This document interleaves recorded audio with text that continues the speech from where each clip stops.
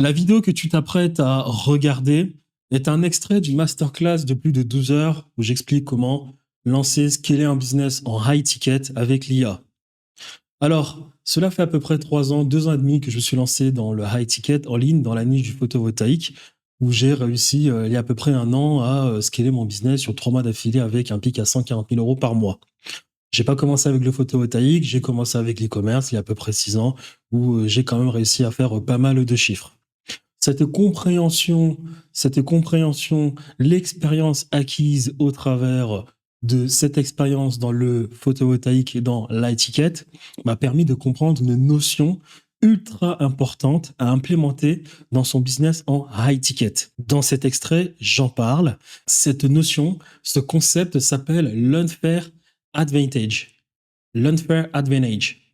C'est-à-dire qu'il est important, si tu as un business à étiquette ou bien si tu décides de lancer un business à étiquette, d'avoir une sorte de dessert que tu ajoutes, que tu proposes dans ton offre marketing à ton client, de telle sorte que ce dernier optimise tes chances de faire sécréter de la dopamine chez ton client quelques minutes, bien dans cette même journée, bien 48 heures après la signature du contrat avec le client, un dessert, un avantage que possède ton offre qui est capable d'apporter des résultats directs comme indirects, concrets, significatifs, permettant à ton client d'atteindre ses objectifs, d'atteindre au moins un de ses objectifs, un objectif non négligeable, lui permettant d'être très content et te permettant de te démarquer de tes concurrents. Je m'appelle Thierry Stéphane. Pour les plus intimes, Général Macora. Sur cette chaîne, je parle principalement de business en ligne, mais je parle aussi de sujets un peu plus fondamentaux, des méthodes épistémologiques, je parle d'histoire, d'économie, car j'estime qu'il est important de s'intéresser à ces sujets pour comprendre des mécanismes qu'on peut implémenter dans son business.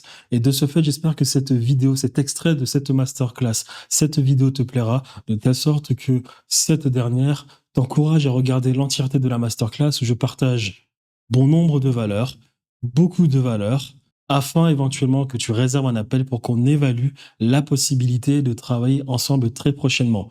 Le lien de cette masterclass étant en description de la vidéo.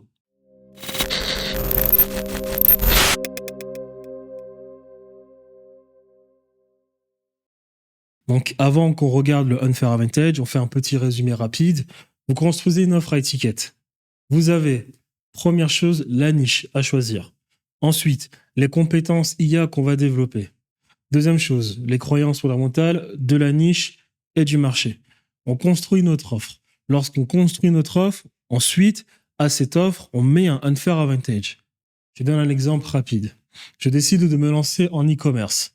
Quelles sont les croyances fondamentales des entrepreneurs qui sont dans l'e-commerce? Les entrepreneurs en e-commerce veulent quelque chose auquel ils croient. Ils veulent un mode opératoire facile, rapidement implémentable, facile de compréhension, quelque chose qu'ils désirent, quelque chose dont ils ont besoin maintenant, quelque chose qui va leur être partagé, fourni, donné par la personne qui les comprend au mieux. Donc, c'est-à-dire, les personnes qui sont dans l'e-commerce vont naturellement faire confiance à des personnes qui ont déjà pratiqué de l'e-commerce ou bien qui ont déjà travaillé longtemps avec des e-commerçants. Donc, il veut quelque chose facilement accessible, facilement implémentable, facilement compréhensible, quelque chose dont ils ont besoin maintenant, qui leur apporte de gros résultats. Ils ne veulent fournir aucun effort pour avoir cette chose. D'accord ? Et en plus de cela, ils veulent cette chose, ils veulent que cette chose leur soit donnée à la personne en qui ils ont le plus confiance et qui, visiblement, comprend au mieux leurs besoins. Donc ça, c'est la croyance fondamentale de l'entrepreneur en e-commerce. Donc, à partir de là, on remet tout en question. Par exemple, on sait que l'e-commerçant, il est obnubilé par son pourcentage de panier moyen. C'est-à-dire, normalement, lorsque des personnes arrivent sur le site e-commerce, à chaque étape, le pourcentage est diminué par 2. Il y a vue de profil, il y a vue de page, d'accord ? Il y a vue de contenu, il y a ensuite panier moyen. Ensuite, il y a les personnes qui se retrouvent dans la page où on met ces informations de paiement. Ensuite, il y a procéder à l'achat. Et à chaque étape où on avance dans le process, le pourcentage est diminué par 2. La plupart des e-commerçants veulent déjà que les vues de page de leur page de vente, leur page produit sur leur site e-commerçant, soit déjà à peu près de près de 15% pour se retrouver avec un taux de conversion d'à peu près 4%. C'est les choses qu'ils veulent. Ils savent pertinemment qu'il faut bon nombre de publicités, il faut bon nombre de vidéos. Ils savent que les vidéos qui fonctionnent le mieux, les publicités qui fonctionnent le mieux sont des publicités qui sont axées, qui font à peu près naturel lorsqu'on fait la promotion du produit. Donc, ils savent que les UGC, c'est une bonne chose. Ils ont pertinemment conscience que l'IA existe. Il y a aussi, l'e-commerçant veut peut-être des moyens de livraison plus rapides. Ils veulent une infrastructure, ou bien en tout cas, ils veulent peut-être une infrastructure type Amazon, c'est-à-dire quelque chose qui va leur permettre de livrer leurs produits le plus rapidement possible. Ils veulent un SAV, ils veulent plein de choses. D'accord. Mais la principale chose, dans toutes leurs croyances fondamentales, c'est ce qui va leur apporter le plus d'argent. Donc, générer le maximum de chiffre d'affaires. Donc, le maximum de matière qu'ils peuvent avoir en publicité et en création de contenu organique. Donc, ils veulent des vidéos à l'infini. D'accord. Parce que naturellement, tout ceci, ils veulent des vidéos de bonne qualité, des publicités de bonne qualité, ou bien des personnes qui vont leur permettre de faire des vidéos de très bonne qualité, car naturellement, si la publicité, si l'organique, si le marketing est bon, tout va s'améliorer, et ensuite, ils voudront leur infrastructure pour livrer le produit le plus rapidement possible. Donc ça, normalement, c'est les croyances fondamentales de manière très générale de l'e-commerçant. Ensuite, à cela, normalement, quand je dis qu'il faut étudier les croyances fondamentales de l'e-commerçant, on regarde, nous, quelles sont les compétences IA qu'on peut fournir en fonction de la croyance fondamentale principale de l'e-commerçant.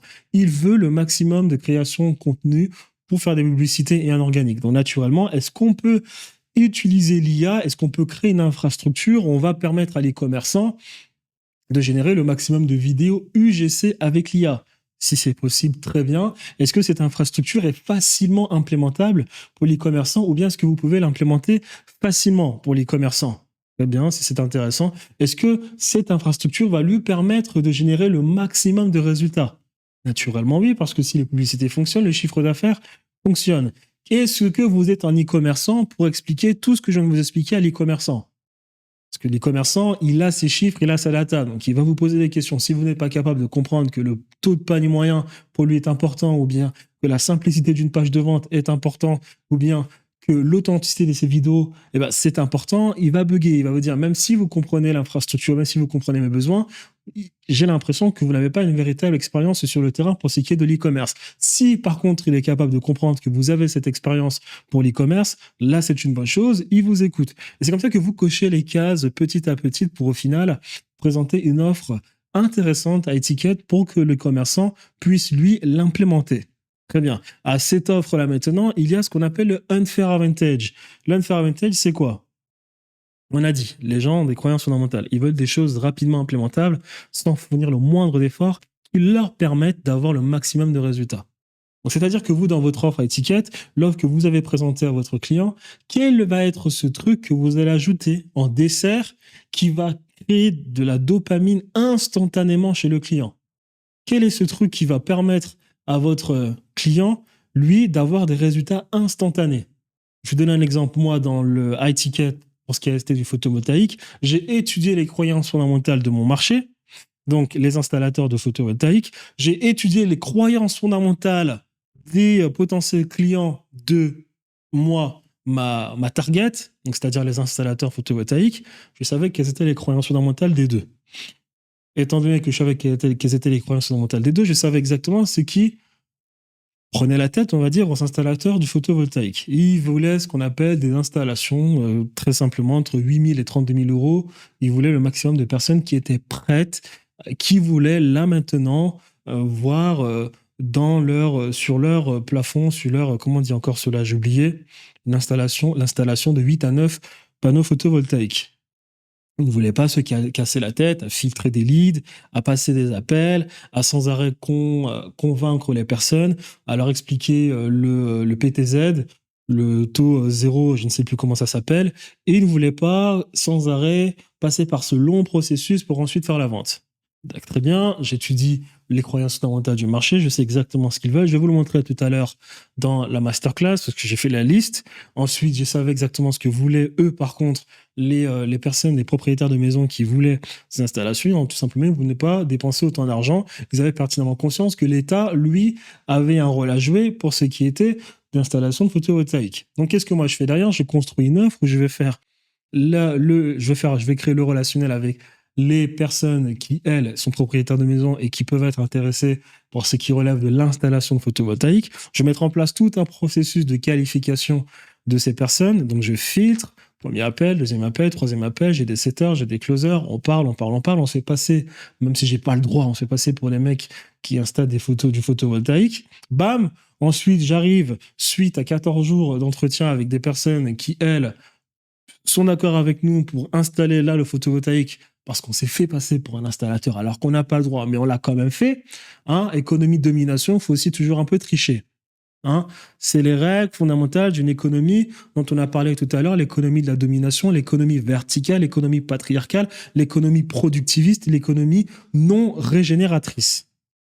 Donc à partir de là, on a une liste de personnes qui, elles, veulent bien qu'on installe les panneaux photovoltaïques. Qu'est-ce qu'on va faire? On va aller contacter les installateurs du photovoltaïque et puis on va leur dire, tenez, regardez, on peut travailler avec vous. On a des personnes, même d'ailleurs, si vous signez avec nous, on a directement des personnes qui sont prêtes à lancer les démarches instantanément pour une installation de photovoltaïque. Je dis, tiens, c'est intéressant, ok, qu'est-ce que c'est ces histoires? Hop, vous mettez en place tout le processus d'acquisition, setting, closing pour vous entretenir avec ces installateurs photovoltaïques. Et étant donné qu'avec ces personnes, il faut toujours montrer patte blanche, vous avez le choix. Soit vous leur montrez des vidéos, tout un process qui a été enregistré pour leur montrer de A à Z comment vous avez, avec un de vos clients, réussi à leur permettre de faire cette installation de photovoltaïque dès la signature du contrat à 15 000 € avec cet installateur du photovoltaïque, ou bien vous leur donnez trois contacts que vous avez vous-même travaillé avec vos équipes pour qu'ils puissent ensuite, eux, les contacter et voir que ils s'entendent directement avec le propriétaire de maison, bon, le propriétaire de maison disant même que oui, je sais qui vous êtes, on s'est entretenu, etc. Quand est-ce que vous venez installer le panneau photovoltaïque? L'installateur est surpris, il dit ah bah tiens, c'est super, vous avez en fait fait tout le travail à notre place. Oui, c'est exactement ça. Ok, signons, travaillons ensemble. Donc moi d'ailleurs, le unfair advantage, c'est quoi? Ça a été de faire une équipe. Je vous dis ça comme ça a été très difficile, hein. C'est très épuisant. Mais bon, comme on fait un pic à 140K, ça a été très difficile, mais je vous dis ça comme ça, en fait, qu'est-ce qu'on a fait? On a mis en place tout le processus pour justement se faire passer pour les mecs du photovoltaïque. L'unfair advantage était ici tout simplement qu'à la signature du contrat, la même semaine, ils ont une signature et signent un client. C'était ça l'unfair advantage. Donc on a été capable de leur apporter un shot de dopamine instantanément. Voilà. Et là, on va d'abord lire l'unfair advantage et on va prendre ensuite d'autres exemples. Et ça, si vous réussissez à avoir ce dessert qui rend votre offre unique dans votre offre à étiquette, c'est gagné. Amazon, en e-commerce, leur unfair advantage, pour ce qui est du B2C, même s'ils ne sont pas rentables avec, c'est de livrer instantanément les produits. Vous avez acheté sur Amazon, si vous êtes dans la bonne ville, Amazon vous livre le produit la même journée. Unfair advantage. On va voir ça tout de suite. Il y a une panoplie d'unfair advantage. Là, je vous donne des idées comme ça, mais vous devez à tout prix, lorsque vous finissez de construire votre offre à étiquette basée sur des compétences à l'IA, ou bien une offre à étiquette tout simplement où l'IA vous permet de mieux délivrer votre offre à étiquette, il vous faut un unfair advantage. Quel va être ce point dans votre offre qui va vous permettre, vous, d'apporter des résultats instantanés à vos clients? De l'argent.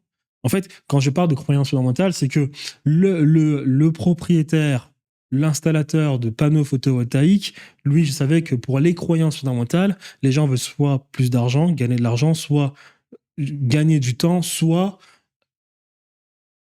la monnaie qui leur permet de gagner par extension plus d'argent. Pour les installateurs du photovoltaïque, pour le coup, c'était les rendez-vous qualifiés. S'ils ont des rendez-vous qualifiés, les propriétaires qui sont prêts à l'installation, bah, par extension, ça veut dire plus d'argent. Donc nous, dans notre offre marketing, lorsqu'on faisait nos publicités marketing, on disait, on peut vous garantir 15 installations. On ne disait pas garantir 150 000 €. On disait 15 installations, parce que naturellement, le mec se dit, c'est la même monnaie en fait, pour eux. Par extension, ça veut dire de l'argent. Donc, on dit 15 installations, il va se dire, OK, si l'installation me coûte 8 000 euros, il m'en garantit 15, ça me fait tel chiffre d'affaires. Et automatiquement, les mecs t'écoutent et ils réservent un appel parce que tu as une offre différente des autres. Mais il y avait une contrepartie, c'est que nous, ça nous demandait énormément d'énergie. Donc c'est ça le marché offre avec l'IA. On va plus en profondeur. Mais d'abord, on finit avec l'Unfair Advantage. Donc, je vous explique l'Unfair Advantage, je l'ai déjà expliqué. On part du fait, par exemple, que vous avez un jeune entrepreneur. Ça, c'est un autre exemple que j'ai donné. Vous avez un jeune entrepreneur. Il développe un accompagnement en community management. Il va faire du relationnel avec les entrepreneurs à la recherche de community managers. Il constitue une liste de ces entrepreneurs. Le jeune entrepreneur ensuite construit son accompagnement complet. Il fait la promotion de son accompagnement. Il a de nouveaux membres dans l'accompagnement. Les membres se forment dans son accompagnement. Et dès qu'ils se sentent prêts, le jeune entrepreneur met directement en relation son élève avec l'entreprise qui cherche un CM. Boum, son élève, a instantanément un client et rembourse son accompagnement. Voilà. Donc, je vous ai expliqué l'Unfair Advantage. Ça, c'est un Unfair Advantage. Donc, c'est-à-dire, j'ai un programme d'accompagnement, je vais faire du community management. Donc, naturellement, je vais peut-être toucher un peu plus de femmes. Très bien. Mon marketing, ça va être tout simplement de voyager, être dans des barques à Bali. Très bien. Je vais naturellement faire un premier travail exactement comme Thierry l'a fait avec le photovoltaïque. Je vais faire un premier travail. C'est-à-dire que je vais d'abord aller contacter les potentiels clients de mes clients, c'est-à-dire les potentiels clients des gens qui vont rejoindre mon programme d'accompagnement.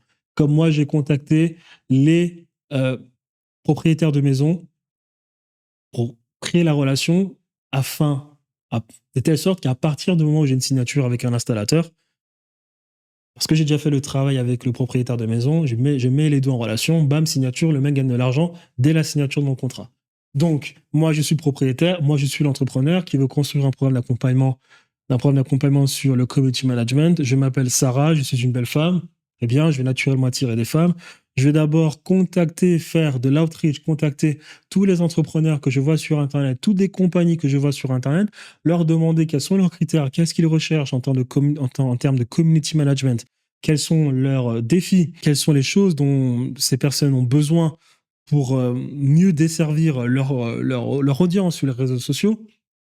Je pose des questions. J'ai une liste d'entrepreneurs qui cherchent des community managers maintenant. Ok, très bien.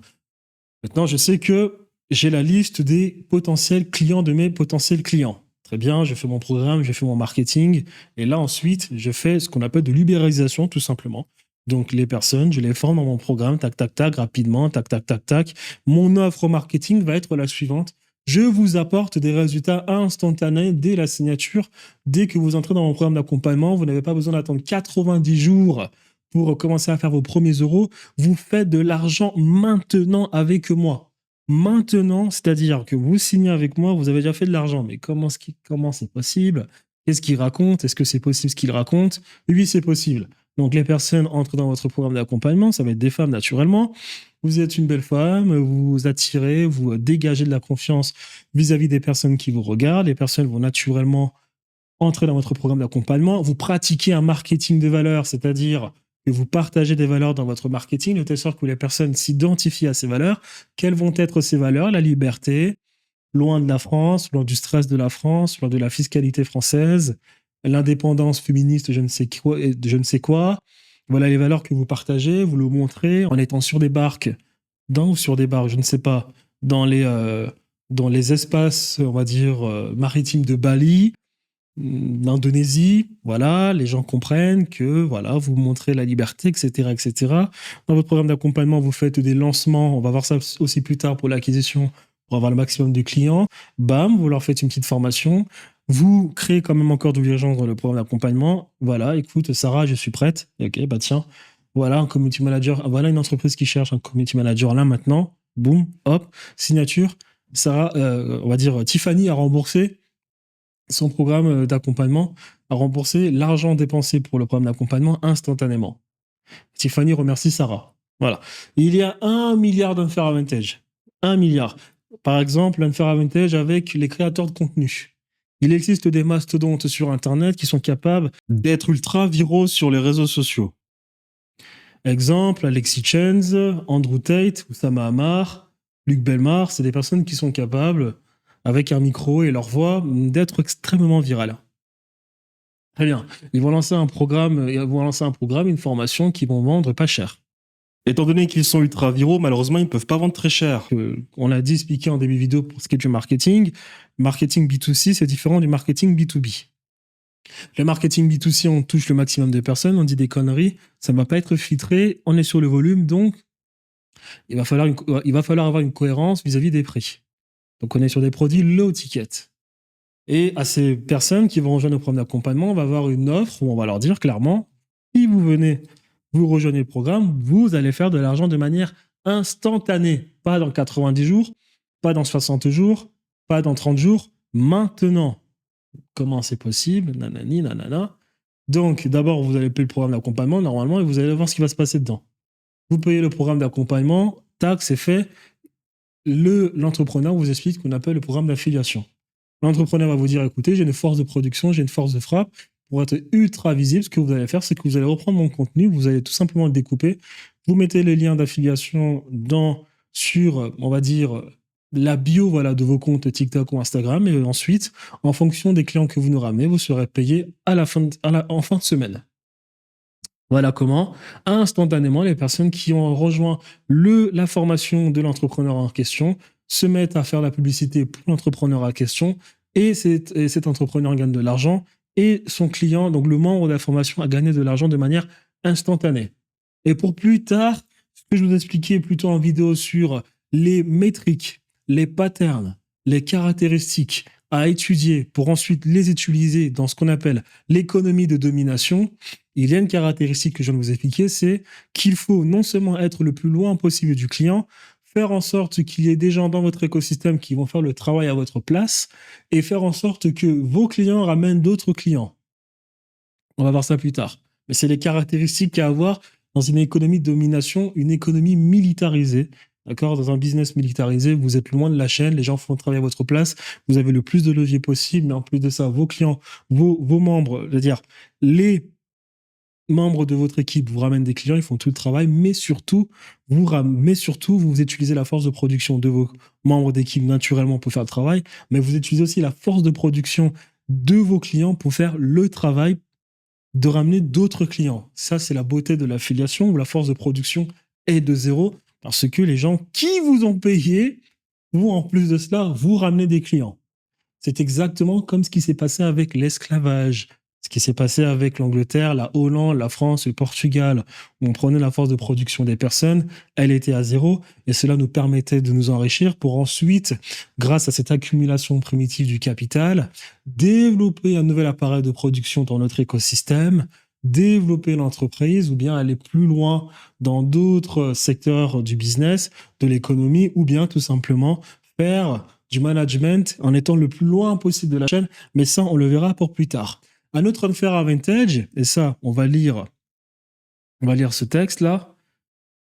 Ça, c'est le cas que j'expliquais pour moi. Le photovoltaïque, il y a un unfair advantage. Concret, le photovoltaïque, un entrepreneur veut prendre une offre à étiquette à des personnes qui sont en photovoltaïque. L'entrepreneur comprend la dynamique d'avoir une offre irrésistible pour la vendre chère à des professionnels du photovoltaïque. Comprendre que la personne du photovoltaïque veut des clients qui sont prêts à avoir des installations rapidement. Comprendre que les personnes du photovoltaïque veulent que le processus de conversion se fasse rapidement.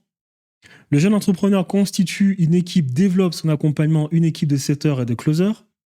Il contacte toutes les personnes qui sont intéressées par une installation de panneaux photovoltaïques. Il se fait passer pour un professionnel du photovoltaïque pour installer des panneaux photovoltaïques selon les aides de l'État. Il entretient une relation au travers de plusieurs appels et une communication non négligeable avec ces personnes-là, propriétaires de maisons. On continue. Les setters font le travail. Dès que la personne est suffisamment qualifiée, constitue une liste de propriétaires de maisons éventuellement intéressés. Il fait du marketing pour contacter les professionnels du photovoltaïque qui cherchent des solutions. Durant la phase de closing, il leur propose un échantillonnage de personnes, des propriétaires qui s'intéressent intéressés par une installation de panneaux photovoltaïques. La vente entre le professionnel du photovoltaïque et le propriétaire se fait facilement. Boum, un nouveau client pour le jeune entrepreneur qui a développé son écosystème photovoltaïque. Boum, le professionnel du photovoltaïque a plus facilement des clients car l'entrepreneur a déjà fait le travail au préalable. Il s'est chargé directement de donner la liste d'entrepreneurs et de propriétaires de maisons intéressés au professionnel du photovoltaïque. Le professionnel du photovoltaïque rembourse rapidement son accompagnement acheté. Donc ça, c'est moi, le cas, c'est ce que j'expliquais pour ce qui était de ma part. Monsieur Alex Hormozy, qui est un entrepreneur ultra connu, qui n'a pas besoin d'être présenté, a fait pareil avec son offre Jimmy Lounge. J'explique pour ce qu'a fait Hormozy. Hormozy, lui, il a étudié les croyances fondamentales de son marché. Alors, on va d'abord expliquer ce phénomène. On va expliquer ce phénomène maintenant parce qu'il faut que vous le compreniez. Je vais l'expliquer en début de vidéo. On va toujours parler d'économie, d'histoire, de spiritualité, d'astrologie, de cosmologie, d'hermétisme, des trucs comme ça, parce que ça nous permet de comprendre ensuite le business, parce que les lois de l'univers sont les mêmes partout. D'accord ? La science de l'ADN, des ribosomes, cytoplasme, noyau, c'est la même chose qu'on voit dans la création de contenu dans DaVinci Resolve. Entre l'espace colorimétrique, le gamma, le LUT, où on construit notre vidéo, c'est exactement la même manière que fonctionne la création lorsque nous avons la création d'organismes vivants sur Terre. C'est exactement la même chose. Les lois de l'univers sont pareilles partout. D'accord ? Alors, la gravité, vous prenez une pièce de monnaie, vous la tournez, elle respecte les courbes. Les courbes. Alors, on dit que la gravité, ce sont ces courbes qui font fléchir l'espace-temps. La pièce de monnaie va justement tourner en fonction de ces courbes qui reflètent ce qu'on appelle le phénomène de gravité, de la même manière que la Terre tourne selon justement cette gravité-là. Donc les lois, ce qui est en haut est exactement ce qui se passe en bas. Ça, c'est de l'hermétisme, mais ça n'a pas commencé avec les Grecs. Cela a été dit par les Égyptiens, par un dieu qu'on appelait un savant qui a été divinisé, qui s'appelle Thoth, Djerouti, qui l'avait déjà expliqué. Tout ce qui se passe en haut, bien, il se passe la même chose en bas. Tout ce qui se passe en bas passe la même chose en haut. Donc le meilleur moyen de comprendre ce qui se passe dans notre vie, c'est de comprendre ce qui se passe dans le ciel, de comprendre ce qui se passe dans l'univers. Voilà pourquoi les anciennes civilisations, voilà pourquoi aussi dans l'espace scientifique, il y a une grande importance pour ce qui relève de la physique, des mathématiques, de la conscience, de ce qui se passe dans les cieux, solstice, équinoxe, le soleil, l'intrication quantique, qu'est-ce que le phénomène satellitaire, qu'est-ce que le phénomène d'orbite, la relation entre la Lune, le Soleil, l'univers, les trous blancs, tout ceci, parce que lorsque vous comprenez des lois, qu'est-ce que les leptons, les quarks, les bosons, ensuite pour donner qui sont des particules subatomiques, des hadrons, qui vont ensuite donner des atomes comme protons, alors des protons, des neutrons, des électrons. Selon des pressions de conditions de température, vous avez ensuite la création de la matière. Lorsque la pression et la température diminuent, vous avez des nomenclatures carbonées qui s'accumulent, qui auraient été de l'énergie figée, c'est-à-dire des photons qui sont entrés dans une interaction nucléaire. Toutes ces conneries-là nous permettent ensuite, lorsqu'on est capable de faire une interprétation scientifique selon des méthodes épistémologiques, on peut ensuite se servir de notre compréhension de l'univers, du monde, du cosmos, de l'univers, pour ensuite transposer ces lois-là dans la nature et transposer ces lois-là dans notre quotidien. C'est pareil partout. C'est les lois de l'univers, une fois comprises, on peut les implémenter partout. C'est d'ailleurs même ce qu'est la science, c'est-à-dire comprendre ce qui est en haut pour l'utiliser à notre guise afin de mieux vivre sur Terre, selon ces lois de la nature qui sont les mêmes par rapport aux lois du cosmos, tout en étant respectueux de la nature, c'est-à-dire lui permettre aussi de se régénérer.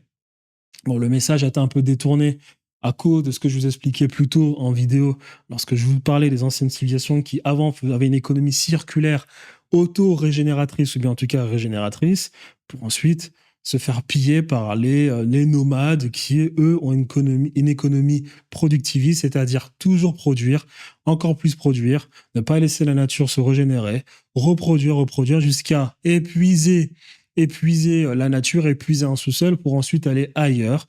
Et en plus de cela, avoir certaines valeurs comme le pillage et l'appropriation, la violence et les razzias. Très bien. Donc à partir de là, il y a un phénomène que j'ai besoin que vous compreniez avant de vous parler de Hormozy.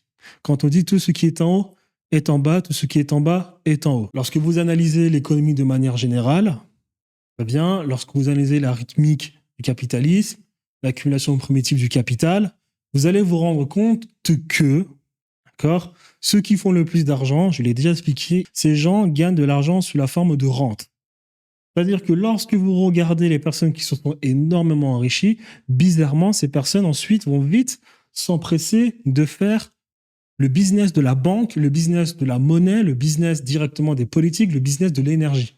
Car ce sont ce qu'on appelle, on va dire, les secteurs fondamentaux d'une économie où, en fait, leur influence sur ces 4 points-là, la politique, l'économie, la monnaie et l'énergie, vont directement influencer tout le reste. Ce que je viens de vous expliquer, en fait, cela s'appelle le levier en économie, le levier. Donc, je vais vous donner un exemple un peu plus simple.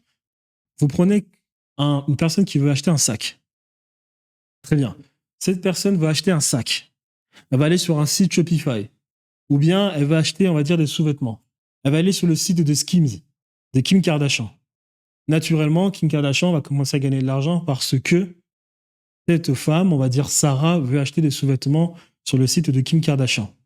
Le truc ici dans cette économie, encore une fois, productiviste, linéaire, c'est qu'il n'y a pas que Kim Kardashian qui va gagner de l'argent. Il y a des personnes, bizarrement, qui vont gagner plus d'argent que Kim Kardashian alors que la personne achète le sac, les sous-vêtements sur le site de Kim Kardashian.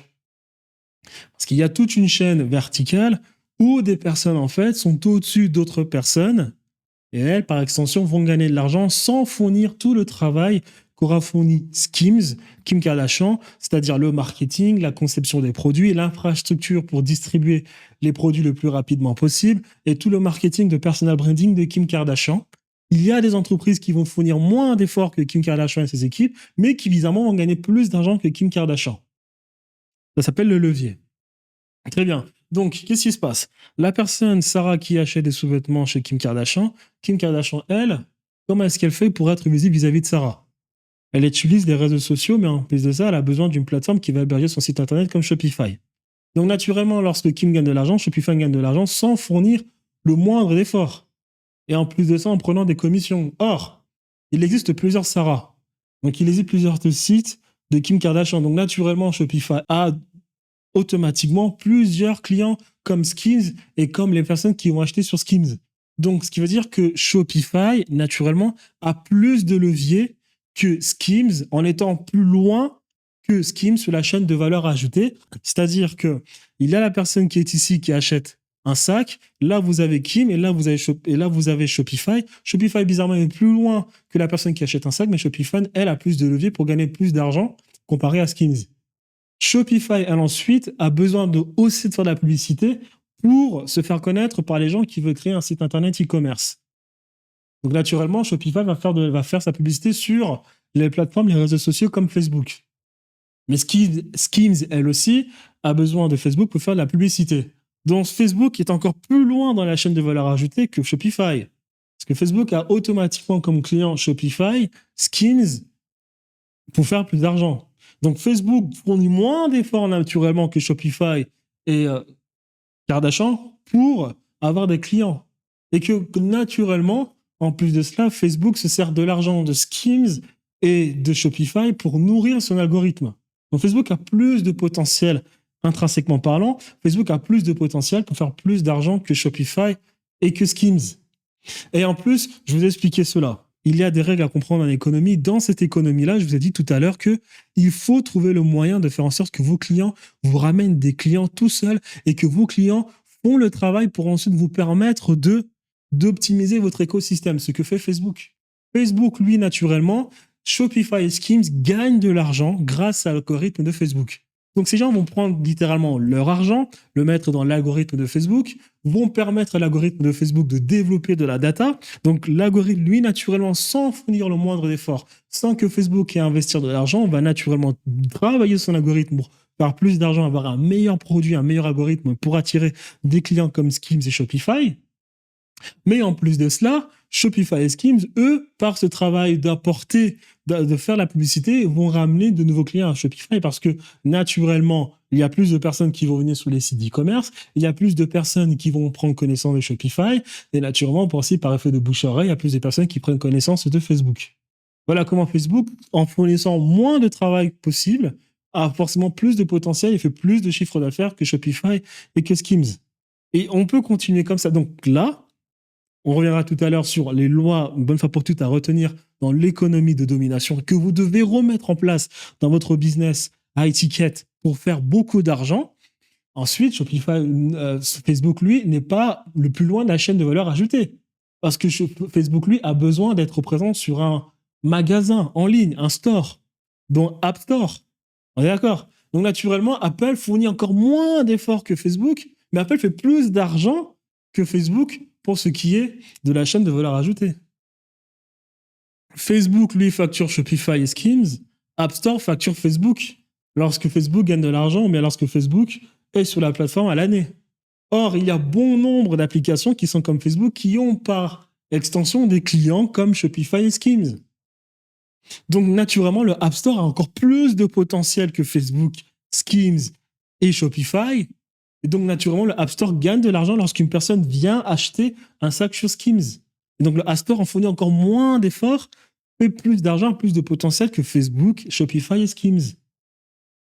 Donc, le App Store a plus de potentiel intrinsèquement parlant. Voilà pourquoi Shopify, voilà pourquoi Facebook se plaint sans arrêt du App Store en parlant de monopole. Mais encore, le App Store, on parle encore plus loin. Pour avoir connaissance d'un App Store, il faut l'iPhone, il faut le hardware. Donc, naturellement, lorsque vous avez un iPhone, vous avez encore plus une capacité de levier. Parce que moi qui vends l'iPhone, j'ai potentiellement comme client tous ceux qui font les applications, tous ceux qui font des SaaS, les réseaux sociaux, tous les sites d'e-commerce, tous les sites qui font de la publicité, les consultants, les entrepreneurs, les youtubeurs, j'ai tous ces gens-là qui naturellement vont ramener de l'argent parce qu'il y a une économie verticale productiviste où Facebook gagne de l'argent, Shopify gagne de l'argent, Skims gagne de l'argent, donc je gagne de l'argent avec le App Store, mes 40%, et je peux ensuite moi aussi gagner. Et je gagne aussi de l'argent parce que le App Store est sur le iPhone. Naturellement, Apple a plus de potentiel que Facebook, Shopify et que Skims. Et encore plus loin, dans la chaîne de valeur ajoutée, qui fournit Apple? Il faut bien les composants pour faire l'iPhone. Donc, naturellement, Samsung, Nvidia et tout ce qui relève des processeurs, des dalles pour les dalles d'écran, des composantes primaires pour constituer l'iPhone, ont encore plus de potentiel que Apple. Donc, ces compagnies chinoises qui sont capables de faire bon nombre de hardware à la chaîne. Quand je dis potentiel, cela ne veut pas dire qu'ils font plus de chiffre d'affaires.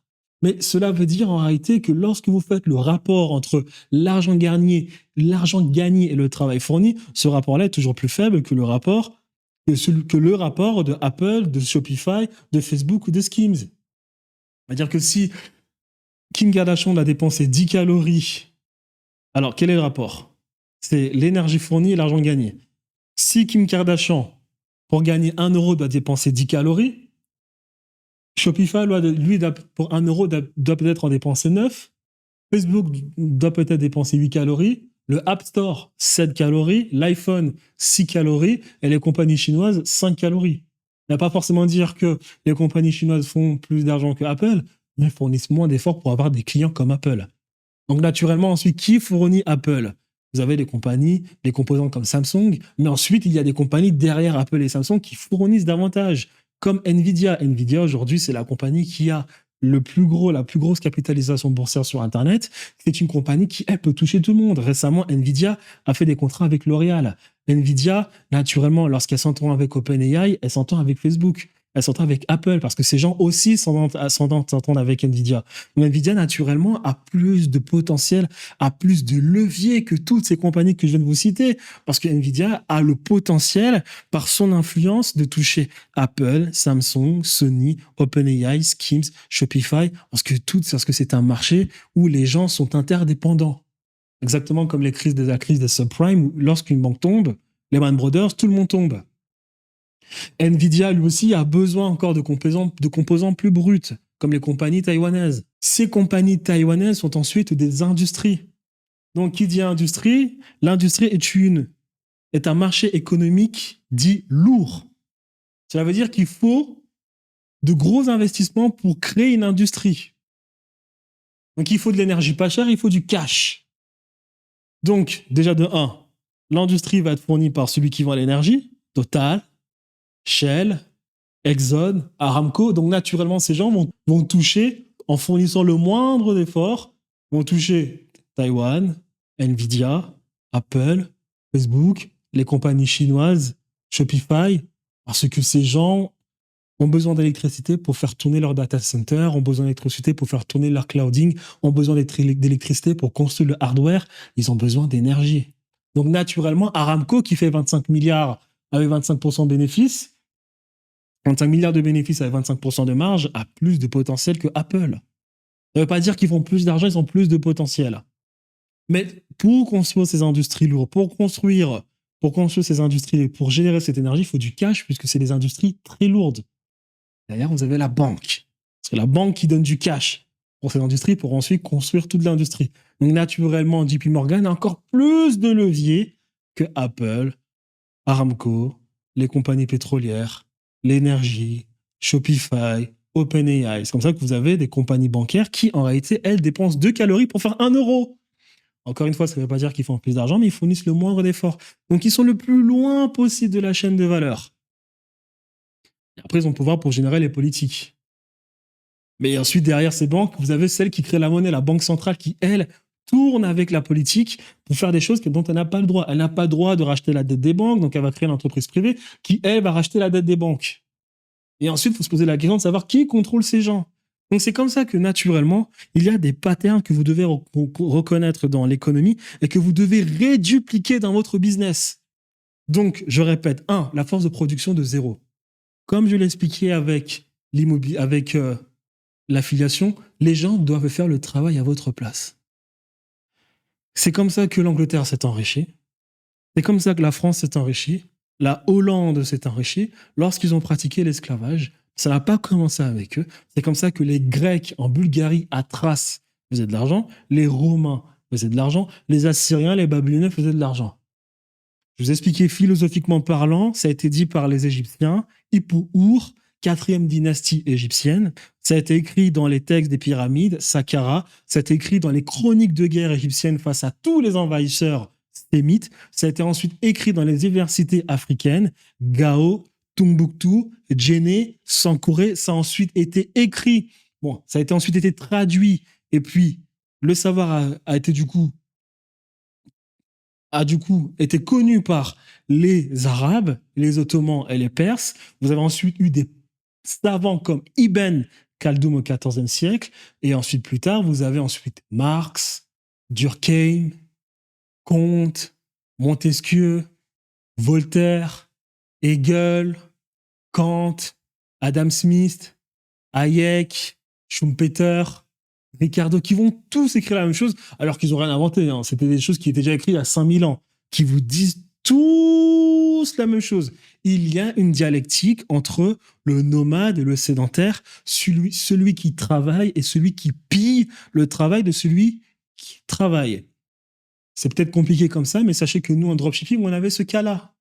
Il y a des jeunes Français qui travaillaient dur, comme moi, en dropshipping, qui faisaient de l'argent, et il y avait des vampires qui étaient à Dubaï, qui attendaient comme ça, et qui avaient réussi à faire du capital en volant le marché français, en volant les petits Français. Avec ce capital, ils étaient là comme ça, ils se la coulaient douce, et en étant en train de se la couler douce, ils attendaient qu'un mec dans sa chambre, qui a suffisamment travaillé, trouve un produit gagnant. Ils sont là comme ça avec leur radar en train d'attendre que ce produit gagnant se manifeste au travers de la publicité, donc l'argent qui est dépensé par la personne qui a durement travaillé. Dès qu'ils détectent le produit, qu'est-ce qu'ils font? Ils prennent toute leur force de production, ils pillent le marché, ils capturent toutes les forces de production. Dans notre jargon à nous, c'est le marketing. Tu n'as pas besoin de payer cher, donc c'est-à-dire les influenceurs. Ils s'accaparent toutes les forces de production des influenceurs. Ils tuent le marché, ils tuent le produit gagnant de la personne qui a travaillé dur pour faire son business. Ils tuent le marché, ils s'accaparent tous les influenceurs, ils prennent le même produit que le mec qui a travaillé dur pour trouver ce produit gagnant, et ils s'engraissent, ils font de l'argent, alors qu'ils n'ont fourni aucun effort, ils ont juste eu le capital. Ça, je répète, c'est la dialectique fondamentale entre celui qui pille et celui qui travaille. Ça, c'est la première chose à retenir. La deuxième chose à retenir, c'est que ces gens gîtent dans ce qu'on appelle le patriarcat. Le patriarcat est déterminé par ce qu'on appelle la militarisation de l'économie, et l'économie est verticale. Dans cette verticalité, vous devez être le plus loin possible de la chaîne. D'accord? Vous devez chercher le maximum de leviers. Vous ne devez pas être le plus proche du client final. C'est-à-dire que lorsqu'une personne veut vendre des matelas Vous ne devez pas être celui qui fournit les matelas, vous devez être celui qui va montrer à celui qui fournit les matelas comment vendre à celui qui va vendre les matelas. Vous devez être le plus loin possible de la chaîne. Comme JP Morgan est le plus loin possible de la chaîne à partir du moment où une personne achète un sac. Donc ça, c'est une économie verticale militarisée. C'est à l'image c'est à l'image de la manière de penser de tous ceux qui pillent les autres pour faire de l'argent. Vertical, vous êtes le plus loin possible, vous avez le plus de leverage. Ensuite, dans cet écosystème où vous êtes le plus loin possible, les gens doivent faire le travail à votre place. Je dépense mon argent pour que Facebook développe son algorithme et à partir de là, Facebook a un meilleur algorithme pour ensuite mieux vendre son algorithme à d'autres personnes. Moi, quand je dépense de l'argent sur Facebook, des gens me contactent.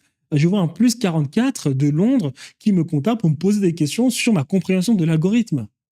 Parce que Facebook, lui, qu'est-ce qu'il fait? Il pratique exactement ce que pratique la nature avec l'ADN pour ensuite concevoir une personne. Facebook, qu'est-ce qu'il fait? Il met un tas de règles à l'algorithme et en fonction de ces règles, l'algorithme s'adapte pour penser la chose. Ben, c'est exactement comme ça que ces gens-là, ils nous contactent, ils nous demandent qu'est-ce que vous avez compris de l'algorithme. Ensuite, ils vont faire la modification de leur algorithme. Facebook, en dépensant le moins d'argent possible, a la possibilité d'optimiser son produit parce qu'il se sert de notre travail, de notre temps, de notre énergie pour eux optimiser leurs produits. Et dans la chaîne que je vous expliquais tout à l'heure, c'est toujours comme ça. Donc vous êtes le plus loin possible de la chaîne de valeur dans votre écosystème que vous construisez avec vos produits high ticket. Les gens font le travail à votre place, comme Facebook a cette opportunité-là. Dans notre écosystème à nous, on peut parler par exemple de l'affiliation pour ce qui est du business en ligne. Il faut que vos clients vous apportent des clients. Il faut que vos clients fassent le travail à votre place. Il faut que vous utilisez la force de production des autres pour gagner le plus d'argent. Moi, en e-commerce, par exemple, lorsque j'avais un produit qui fonctionnait, qu'est-ce qui se passait derrière?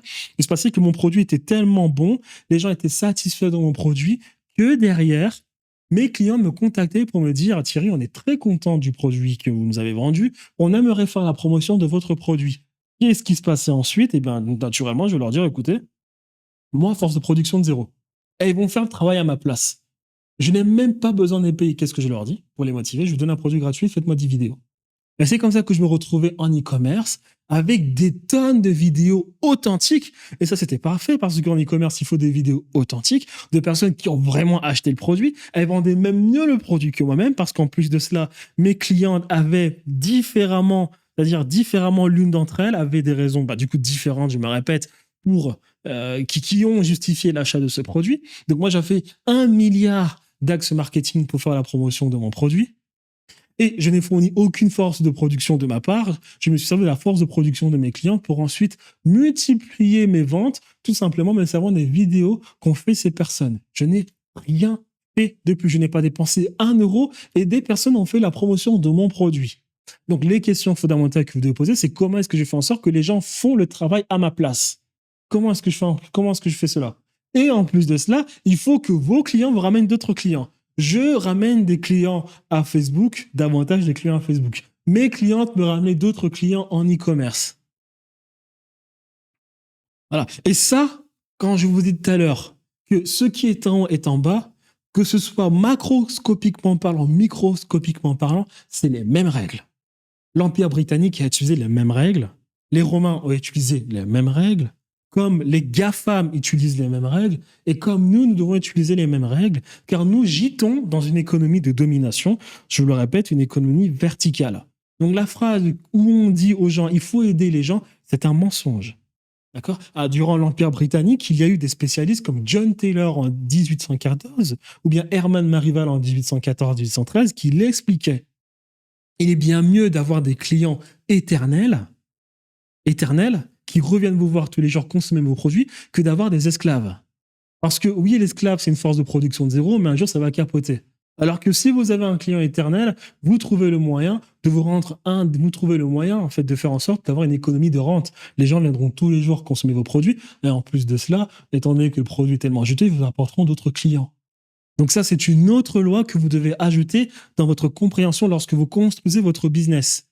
Vous n'êtes pas là pour aider les gens parce que nous sommes dans une économie où on profite de l'autre, où on est dans la domination, où on est dans l'extraction de la force de production, l'extraction de la nature. On est dans une économie d'accumulation primitive de la richesse, d'accord? On appelle ça l'économie prédatrice, d'accord? Si vous n'êtes pas content avec cela, eh bien, il faut recréer l'Égypte ailleurs, d'accord? Pour l'instant, on n'a pas le choix, d'accord? Et c'est le seul moyen de s'enrichir, car je vous l'ai expliqué, le meilleur moyen de le faire, c'est de faire de l'argent dans un écosystème, dans un monopole, pour ensuite faire la révolution comme l'ont fait les Anglais. D'accord? Donc, à partir de cette règle que je viens de vous expliquer, vous devez donner l'impression d'aider les gens. Et de toute façon, puisque tout ceci représente un grand système, les gens ne veulent pas. Les gens vous disent qu'ils aimeraient, par exemple, avoir plus de privacy, qu'ils aimeraient que l'économie soit un peu plus, comment dire ça, éthique, que les gens soient plus dans la morale, mais leurs actions vous montrent l'inverse. C'est-à-dire que, par exemple, vous prenez Apple a refusé d'utiliser, de pomper la data de ses clients comme le fait OpenAI actuellement, comme le fait Facebook, comme le fait Amazon. Et ensuite, bizarrement, vous avez tout le monde qui vous dit qu'Apple n'innove plus. Apple est à la ramasse vis-à-vis d'IA. Alors qu'Apple aurait pu utiliser la data de ses clients, mais ne l'a pas fait autant. Ils l'ont fait, bien évidemment, mais pas autant qu'OpenAI, les réseaux sociaux, les GAFAM et Amazon. Ce qui fait que Apple, naturellement, est en retard. Parce qu'il faut accumuler de la data constamment pour nourrir les algorithmes. Mais les gens, c'est bizarre parce qu'ils vous disent on veut plus de privacy. Or, c'est ce que Apple a fait. Mais dû à cela, Apple est en retard et les gens se plaignent en disant qu'Apple, ils sont à la ramasse. Donc en réalité, les gens, il faut regarder ce qu'ils disent, regarder leurs actions et ne pas écouter ce qu'ils font. Parce que bizarrement, Facebook, ils s'en plaignent tous les jours que Facebook, c'est les traîtres qui communiquent avec l'AIPAC et le gouvernement américain et la CIA. Ils se plaignent que OpenAI c'est en train de devenir la même chose. Ils se plaignent que Jeff Bezos c'est quand même bizarre, mais ils ne se gênent pas tous les jours d'utiliser les produits de ces gens et d'être contents d'utiliser les produits de ces gens et ne peuvent pas se passer des produits de ces gens. Donc tout ceci est un écosystème où même le client montre en réalité au travers de ses actions qu'il veut se faire exploiter. Donc à partir de là, vous retenez une bonne fois pour toutes ces règles que vous devez mettre dans votre business. Vous devez être le plus loin possible de la chaîne de valeur. Vous ne devez pas être celui qui va faire le travail à la place des gens. Vous devez être celui qui enseigne à celui qui va montrer, à celui qui va montrer, à celui qui va montrer comment faire le travail à la personne qui est le client final de la chaîne de valeur ajoutée. Première chose, vous devez être le plus loin possible dans la chaîne de valeur. Vous devez être celui qui a le plus de leviers. C'est très simple dans notre écosystème, par exemple, vous avez le do-it-yourself, le done with you et le done for you. Le do-it-yourself, c'est vendre une formation, tout le monde achète, c'est le one to million. Le done with you, vous faites de la étiquette, mais vous êtes un présent. Le done for you, vous faites le travail à la place de la personne. Ce n'est pas une bonne chose. Vous devez être dans le do-it-yourself. Vous faites une vidéo, ça touche des millions de personnes. Un webinaire, ça touche des millions de personnes. Une conférence, ça touche des millions de personnes. Vous ne devez pas faire le travail à la place de la personne. Vous ne vous enrichirez jamais comme ça, d'accord? L'Empire britannique ne s'est pas enrichi de la sorte. Donc, première chose, être le plus loin possible de la chaîne de valeur. Vous devez être le plus loin possible. Avoir le plus de leviers possible. Les gens doivent faire le travail à votre place. Le levier, c'est l'humain. Force de production de zéro. Comment est-ce que vous trouvez les humains qui vont faire votre travail à votre place? L'argent, le code, l'IA, la vidéo, ce sont des leviers. Comment est-ce que vous utilisez ces leviers dans votre écosystème? Vous devez vous concentrer sur la force de production de zéro. L'humain dans l'esclavage, c'est une force de production de zéro. Quand vous déstabilisez des pays et puis que vous avez accès à leur pétrole pas cher, aux minéraux pas chers, c'est une force de production de zéro. Ça vous permet de faire le maximum de marge lorsque vous allez transformer le produit brut en produit final. Très bien. Donc, vous utilisez la force de production des autres. Les autres doivent faire le travail à votre place, que ce soit vos membres d'équipe ou bien vos clients. Ils doivent faire le travail à votre place. Vous donnez l'impression à ces personnes que vous allez les aider, alors qu'en réalité, vous créez une dépendance chez ces personnes. On répète ce qu'a dit Herman Merrival, John Taylor, ou bien ce que fait Apple. Tout le monde est content d'Apple, tout le monde aime Apple. Mais bizarrement, tous les 3 ans, le MacBook fonctionne de moins en moins bien. Bizarrement, tous les 3 ans, le iPhone fonctionne de moins en moins bien. Et vous revenez acheter ensuite chez Apple parce que vous êtes un membre de la communauté Apple. Apple vous donne l'illusion qu'ils vous font des produits exceptionnels, mais bizarrement, ces produits, tous les 3 ans, c'est de la merde. Comment vous allez faire en sorte, vous, dans votre écosystème, de faire en sorte que les gens reviennent, continuent d'acheter? Comment vous développez la LTV de votre produit? Donc, vous êtes dans une économie linéaire, vous êtes le plus loin possible de la chaîne de valeur, d'accord? Vous n'êtes pas celui qui fait le travail à la place de votre client. Vous êtes celui qui va montrer à eux comment faire le travail. Vous avez le plus de leviers. Les gens font le travail à votre place. Très bien. Et vous utilisez vos clients pour eux vous ramener d'autres clients. Et vous devez faire en sorte que ces clients, eux continuent d'acheter votre produit dans votre écosystème. Vous faites cela dans l'économie de l'extraction de l'accumulation primitive de capital, l'économie prédatrice, l'économie où on se sert des autres, vous êtes riche. C'est comme ça que fonctionne actuellement l'économie en Occident. C'est l'histoire de l'Occident, exploiter les autres. Donc il faut respecter ces règles. Et donc là, donc je vous expliquais ça, c'est ce qu'a fait Hormozy. Hormozy, lui, il a eu du mal avec sa salle de sport, parce qu'en fait, lui, qu'est-ce qu'il faisait? Il était trop proche du client final dans la chaîne de valeur ajoutée. Il crée sa salle de sport une fois, deux fois, pour ensuite vendre des abonnements. Il fait faillite une fois, deux fois, trois fois. Il crée 6 salles de sport, il refait faillite. Dépression. Jusqu'à ce qu'un mec lui explique, je pense que c'est le roi des binaires de ClickFunnels, qui lui explique, Russell Brunson, qui lui explique, mais qu'est-ce que tu fais? Mais t'es trop proche du client final. Toi, tu dois montrer au propriétaire de salle de sport comment faire une salle de sport. Tu dois être loin du client final. T'es trop proche, là. Donc, t'as pas de levier. Le mec qui crée Gym Lounge, où il montre justement au propriétaire de salle de sport comment faire, comment développer des salles de sport. Et en plus, en le faisant, il avait un unfair advantage.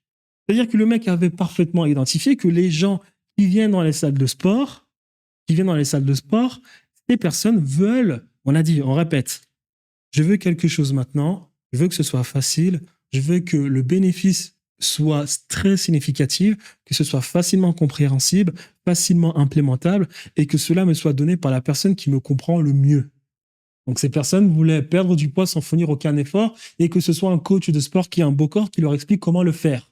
Qu'est-ce qu'a fait Hormozy? Hormozy, il a créé un pack à étiquette où il y avait tout ce qui relève de compléments alimentaires pour donner l'impression, pour expliquer ensuite aux propriétaires de salles de sport qu'il faut donner l'impression aux clients qui vont s'abonner aux salles de sport, qui vont perdre du poids instantanément grâce à ce pack de produits alimentaires, et vous faites un pas pour gonfler vos produits de telle sorte que ce soit un produit high ticket. Très bien. Qu'est-ce que Hormozy fait ensuite? Si vous retenez ce que je vous expliquais par rapport à l'Intermetage, il construit cette offre à étiquette, il fait ensuite le relationnel entre celui chez qui se fournit pour avoir les compléments alimentaires et celui qui a l'offre de salle de sport. Hormozy crée son offre à étiquette, il explique aux gens ce qu'il faut faire, et qu'est-ce qu'il fait ensuite? Il dit, je vais t'apporter des clients de manière instantanée. Hormozy permettait à ces gens de générer 21 000 € la première semaine. Mais qu'est-ce qu'il fait? Il dit, on va pas aller plus loin. Tu reprends toute la liste des personnes qui sont déjà abonnées dans ta salle de sport. Tu leur proposes cette offre à ticket, c'est-à-dire un pack de produits où on leur donne l'impression que c'est grâce à ça qu'ils vont perdre du poids sous forme de challenge de 30 jours. À cela, tu vas leur donner un programme alimentaire en disant, tiens, mange, c'est stylé, tu peux manger correctement sans pour longtemps te priver. Et en plus de ça, tu as un coach sportif. Les gens qui étaient là, qui venaient s'abonner, qui venaient souscrire à des programmes, à des abonnements mensuels dans la salle de sport, d'un coup se mettent à acheter des packs à 1 500 €, 2 000 € d'un coup. Le propriétaire de salle de sport est content parce que instantanément, il se fait 21 000 €. Hormozy, lui, il a signé une offre à étiquette et lui aussi se fait de l'argent de manière instantanée. Donc, il a eu son unfair advantage où il était capable d'apporter de l'argent instantanément au propriétaire de maison, et il a respecté les règles primitives, les règles primordiales du modèle économique de l'Occident. Être le plus loin possible de la chaîne de valeur, la force de production, on utilise la force de production des autres gratuitement. Cette force de production des autres nous permet aussi, ils nous ramènent d'autres clients. En plus, eux, ils restent avec nous, continuer de consommer nos produits. On est le plus loin possible du client final dans la chaîne de valeur, et on a le maximum de levier. Et en plus de cela, parce que les économies occidentales sont des économies qui ont connu l'industrie, ce sont des économies où il faut vendre cher. Donc, on parle de high ticket parce que ces économies ont connu l'industrie. Et l'industrie, je vous ai déjà expliqué que par bon nombre de raisons, le fait de transformer un produit brut en valeur ajoutée, cela nous permet de vendre cher. L'industrie, à cause de son coût de maintenance, fait gonfler les prix. Faire gonfler les prix veut dire qu'il faut faire gonfler le prix de la monnaie. Lorsqu'une monnaie est trop forte, cela nous permet d'être moins compétitif à l'extérieur. Lorsqu'on est moins compétitif à l'extérieur, souvent, il faut compenser en augmentant les produits à l'intérieur du pays. Parce que l'industrie nous permet de développer le pays, il y a des mini-économies qui se développent tout autour. Lorsqu'une mini-économie se développe, automatiquement, les gens se mettent à acheter de l'immobilier. Lorsque les gens se mettent à acheter de l'immobilier, ils veulent protéger leur argent. Donc, ils commencent à diversifier leur argent. Pour diversifier leur argent, ils se mettent à investir dans les actions, dans les obligations, et lorsque tout va mal, ils mettent leur argent dans l'or. Et le problème aussi, c'est que lorsque vous vous enrichissez, une classe politique se met à naître qui, elle, veut continuer de vivre au-dessus au travers de l'argent gagné par ces entreprises. Donc, que ce que va faire ces classes politiques? Elle va se mettre à détruire la monnaie pour être réélue constamment. Ce qui va encore détruire la monnaie, donc ce qui va faire qu'il y a une inflation. Donc, tous les prix augmentent. Donc, à partir de là, il faut toujours vendre plus cher en Occident et ne jamais vendre moins cher. Hormozy a respecté toutes les règles. Il a compris les principes économiques du modèle économique occidental, être le plus loin possible de la chaîne de valeur par rapport au client final, utiliser la force de production des autres, avoir le plus de levier en étant le plus loin possible de la chaîne de valeur, avoir un unfair advantage et vendre des offres à étiquette. Je pense que je vous ai parfaitement expliqué l'unfair advantage, même si cela était long.